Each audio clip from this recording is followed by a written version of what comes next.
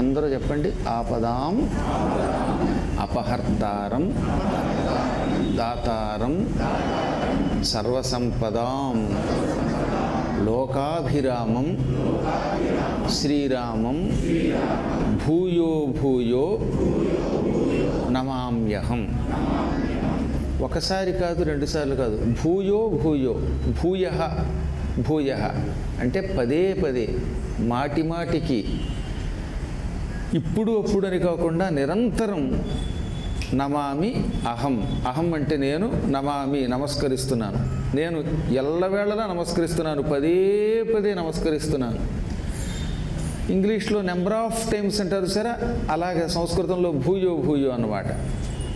ఎవరి కోసం నమస్కరిస్తున్నాం? ఆ నమస్కరించేది ఎవరి గురించి?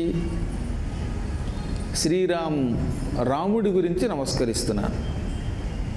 ఆ రాముడు మళ్ళీ ఎటువంటి వాడు? లోకాభిరాముడు. రాముడి గుణములు, రాముడి రూపం, రాముని ప్రవర్తన, రాముని నామం, ఇవి లోకములో ప్రతి ప్రాణిని ఆకర్షిస్తాయి.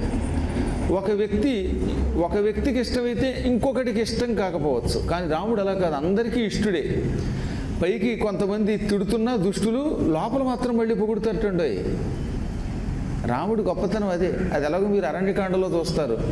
ఆ రూపాన్ని చూచిన తర్వాత మారీచుడు లాంటి వాడు కూడా ఆయనకి విపరీతమైన ద్వేషం కలిగించినటువంటి వాడు కూడా, శత్రుభావన కలిగిన వాడు కూడా, పాపాత్ముడు కూడా, ఆయన చంపాలని వెళ్ళిన వాడు కూడా ఆయనకి దాసోహం అన్నాడు. శత్రువులు మనల్ని పొగట్టడం చాలా అరుదుగా ఉంటుంది. ఎక్కడో కొద్ది మంది మాత్రమే తప్ప ఎక్కువ మంది తమ వాళ్ళని పొగిడినట్టుగా, తమ మిత్రులను పొగిడినట్టుగా శత్రువుని పొగడరు. శత్రువు ఎంత గొప్పవాడైనా వాడిలో లోపాలే వెతుకుతాం.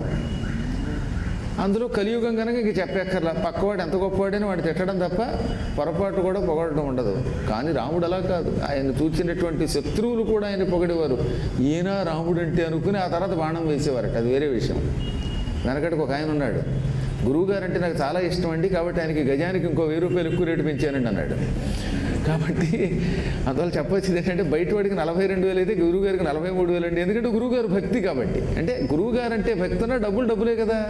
అలాగే రాముడిని చూడగానే ఆకర్షణ కలిగింది, అయినా ఆయన శత్రువు కనుక బాణం వేశాను అన్నట్టు వెనకటికి ఒక రాక్షసుడు. అందుకని లోకాభిరామం అన్నారు ఆయన. అటువంటి శ్రీరామం భూయో భూయో నమామ్యహం. ఈ రాముడు ఇంకా ఎటువంటి వాడో ప్రారంభంలో చెప్పారు. ఆపదామపహర్తారం. ఆయన పెద్ద దొంగ, గజ దొంగ, మీ ఆపదలను అపహరించే దొంగ, మంచి దొంగ అనమాట ఆయన. సాధారణంగా ఎవరైనా చెప్పులో ధనమో ఇంకోటో పట్టుకుపోతారు. రాముడు మన కష్టములను పట్టుకుపోతాడు, ఆపదలను అపహరిస్తాడు. అపహరించువాడిని ఏమంటారు? దొంగ అంటారు. ఆపదాం అపహర్తారం, ఆపదలన్నీ పట్టుకుపోతాడు. కరోనాను కూడా ఆయన పట్టుకుపోయాడు కాబట్టి మనం బతికాం, లేకపోతే ఎంతోమందితో కూడా మనం పోవలసిన వాళ్ళం.